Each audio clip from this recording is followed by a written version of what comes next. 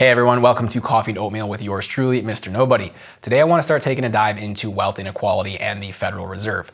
Now I want to make sure to bring up my other video, the one on liberty, equity, and morality, because we do start talking in there about equity of outcome and how we should not look at situations where there is a disparity and just deem them evil themselves. And I want to make sure it's clear that that's not what we're doing here. We're not saying wealth inequality itself is evil, but we are looking into the situation and saying, it seems like there's an evil practice going on here, in which case we should absolutely stand up and be educated, vote properly, and try to encourage the right path. So that's the goal of this video. Why should you care about this? Because this is going to affect you. You live in our economy and our society, you vote for our government and our institutions and the people that we elect. So for example, you have someone named Judy Shelton being nominated to the Federal Reserve by Trump right now. She's gotten a lot of flack for being a supporter of the gold standard. And so should you care? Is the gold standard good? Is it something we should want to go back to? These are questions that we all need to have answers to. Also, what we're going to get into in this episode is about a wealth bubble or the asset bubble, basically the inflated destruction of the US dollar. Again, you use US dollars, the world uses US dollars. So does it seem like it's a big deal that potentially our government is destroying our dollar and generating a lot of the wealth inequality that we see? Absolutely. And lastly, of course, we do care about wealth inequality if it is generated from evil. Again, evil could mean that someone is lazy and slothful and doesn't want to work, in which case there's going to be wealth inequality, or it could mean that there is dishonest practices in our government that are creating it, and therefore we should certainly try to stand up and fight for good justice and honest units of currency and economics. That's ultimately where we get the biblical justification for this, is that the Bible talks about using honest units of currency, honest units of measurement for economic transactions. So if our Federal Reserve, which is the United States central bank, is destroying our unit of economic measurement, the dollar, and how it is used to value goods, and that is generating some of the wealth inequality we see, or actually a large degree of it, then this is a matter of actual justice because our government is not operating as it was instituted to do. So that is why we care. And so hopefully, as you'll see when we dive in, this will become more clear as to what's going on and what we should do about it, and also how we can prepare for it when the final bubble pop comes. Real quick, I want to make sure to give credit where credit is due. Jim Rickards in his book Aftermath, and then also this interview that there is through this company Hedgeye, or this platform Hedgeye. Very deep. Jim Rickards is an insanely smart guy, so I've had to process a lot of his stuff multiple times in order to understand it. So don't be surprised if it's hard to chew through, but still would highly recommend it if you really want to get to the depths of all of this. Pastor Kerry Gordon has a sermon called 3 Choices. You should stop this video and go listen to that sermon. It is so important for the Western church right now. I can't encourage you more to make sure you watch it. I would highly recommend it. He goes from federal government to state government and all about money, all from a biblical perspective, and gets way deeper than I'm going to in this video. So please go check that out if you want to be informed, and just for the sake of your neighbor and your own ability to participate well in our economy, in our society, and our government. The last one, Jesse Colombo, he wrote an article and many articles and produced several videos about the current wealth bubble, the asset bubble we're seeing in our country. And this is largely what's responsible for the wealth inequality that we're seeing, and again, is driven by the Federal Reserve and the central bank policies. And so we're going to be citing a lot of information from that article and putting some of his graphics up on the screen. So credit to him for all of those, and definitely go read the article. It's not too deep. I think it's very understandable and consumable for most people. So definitely go check that out and give it a full read so that you have the full perspective on what we're talking about. So to jump right in, the Federal Reserve is the central bank of the United States, and they're the ones that are responsible for basically managing our currency. They don't make the currency in terms of the actual physical paper and coin. That's the US Treasury's job, but they are basically responsible for selling it, auctioning it, as well as creating debt and loans and making sure that interest rates are set, and a host of other things. The central bank is really the driver of money supply for the United States. To stay at a high level, what they have been doing over the last many years, realistically since the 1970s, even before that in the 1930s, is they have been running a full-on fiat currency system, which means that our United States dollars only have value because people trust our government and they trust our economy and what we do in the United States. And so they view our dollars as being valuable. And this has classically remained true for a long time, but as many can probably start to sense and are feeling, there is a bit of some uneasiness and shakiness around the US dollar, especially from a global perspective right now. The Federal Reserve did not even exist until 1913. They were instituted then, and since then, the US dollar has had over a 95% decline in its value, which means if you had put money in the bank back in 1913, it would have lost effectively 95% of its buying power the 107 years later that we are today, because of the way that the federal bank has manipulated the currency supply to our country. The primary way in which they do this is through manipulation of interest rates, as well as straight up injecting money into the system. The interest rate manipulation has gone on for a long time, and they use this to try to manage inflation and deflation, topics which we'll get into another time. The other thing they do is the straight up money injection, which occurs through the quantitative easing that we saw largely come out of 2008, 2009 in the financial crisis. What happened is they basically bought a bunch of bad debt from the private sector in order to save the companies that had created all these bad investments and these bad assets. And so by pulling it from the private sector, they effectively saved the private sector, but they took it onto themselves. It's on their balance sheet. It doesn't just disappear. Somebody owes that money. That value either has to be realized as a loss or paid back at some point. And so the Federal Reserve is the one sitting out there with all of that unrealized value on their balance sheet. The major thing to know about all this, though, is what happens to the private sector when they do this. When they step in and they provide, we're going to call it liquidity, which just means that they inject money into the system wherever it needs to go, what you end up with is what's called a bubble, where prices and valuations of things continue to go up and up and up and up because you are injecting more money into this system. That's how you get your bubble. And you see this in the stock market, you see this in housing prices, you see this in student loans, you see this in healthcare costs, you do even see this in some of the costs of some of our goods, such as clothing and food.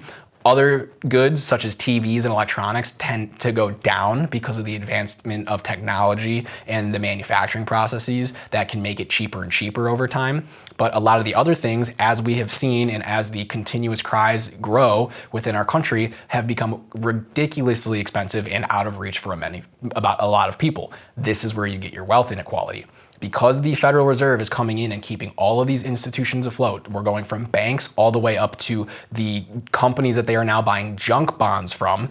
Everywhere that they're doing this, any of these practices, and there are more of them, adds money to the system in a way that is not the result of a free market, is not the result of free voluntary transactions. It is the result of government manipulation or central bank manipulation. To give you an example, this results in things called zombie companies. A zombie company is a company that does not produce real goods or is not making profit on their business actions, but the bank that gave them a loan to start their business is continuing to loan them money and give them money because if the bank had to take the loss on their books of the company going bankrupt, the bank would go bankrupt. So you have zombie companies now, and the only way that they're able to survive is because of the Federal Reserve keeping interest rates so low that the money floods into the system, and their goal is supposed to drive economy, drive output, but it's not. It's actually just stagnating the economy. You're keeping the market from shifting. The free markets, the way they're supposed to work is people are supposed to shift. They're supposed to be churn. Companies that do not produce and do not generate profit are supposed to fail. They should not be able to be kept alive by endless debt. That is not a real company. So what you end up having is continuously increasing prices and valuations. We now see this in the stock market.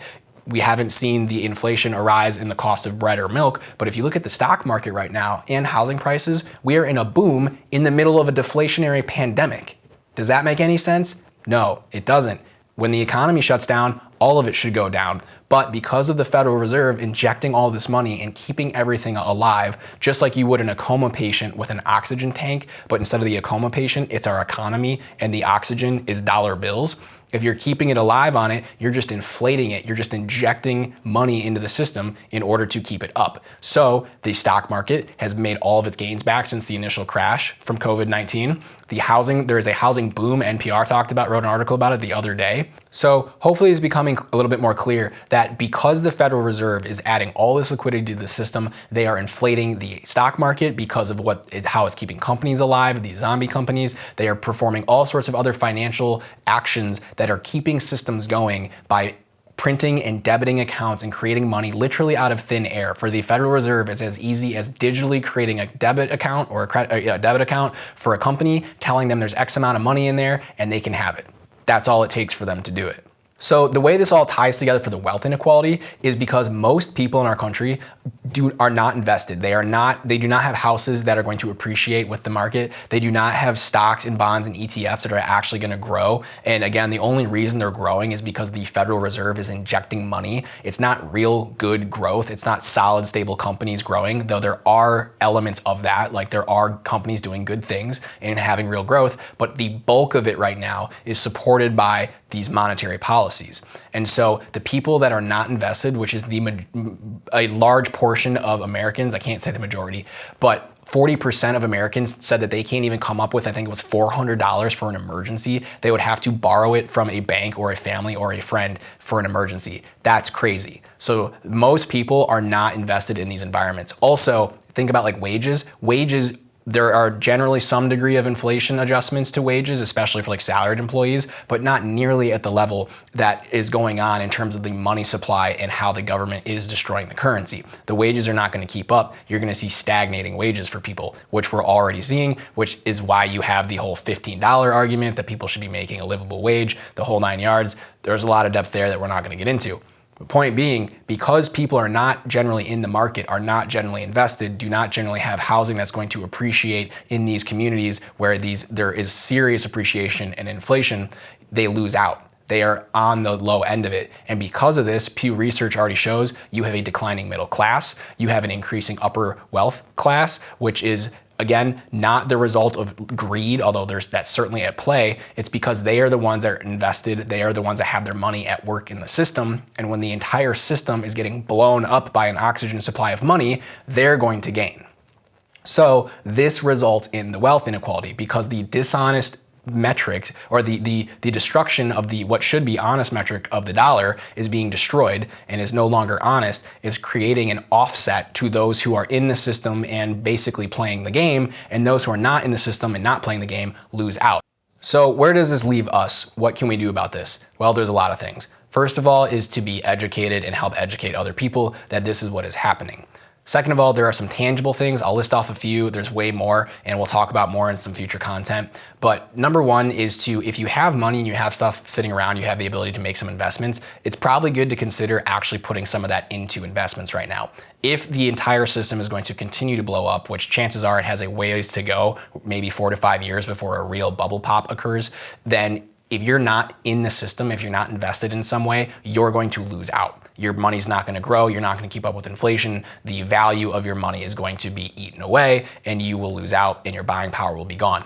So what I would actually advise is you actually get money into the system, try to grow it, and simultaneously as it grows, take it out of the system and start either paying off debts or buying real assets. So basically what you're trying to do is you're trying to grow the money in the system that's going on and just playing the game, and then get it out of the system while it grows. So as you make gains on it, get it out of the system and put it into things of real value. Real value could be anything from gold to guns to bullets to food to property, because when the right time comes, property you can build on, you can pay someone to develop it and then sell it off as a new appreciated property. So there's some really wise financial things that you can do in order to kind of protect yourself and prepare. But tucking your dollar bills away under your mattress or leaving them in the market in the long haul is going to be a bad idea once it all comes tumbling down, which unfortunately it's going to have to. There are a few ways out of that, such as maybe going back to the gold standard, but that's something that we're going to have to talk about in another episode, because for this one I'm out of time. I hope that you feel like you've learned something this and that I didn't wildly confuse you after talking about these topics. Either way, if whatever your answer to that question is, please comment and write me, and so we can either elaborate on things or help clear things up that were made confusing to you. And we'll continue to make more content so that we can all be prepared and educated and ready for what's to come. Thank you for listening today. I'm Mr. Nobody, and hopefully we can have some more coffee and oatmeal together soon. Take care.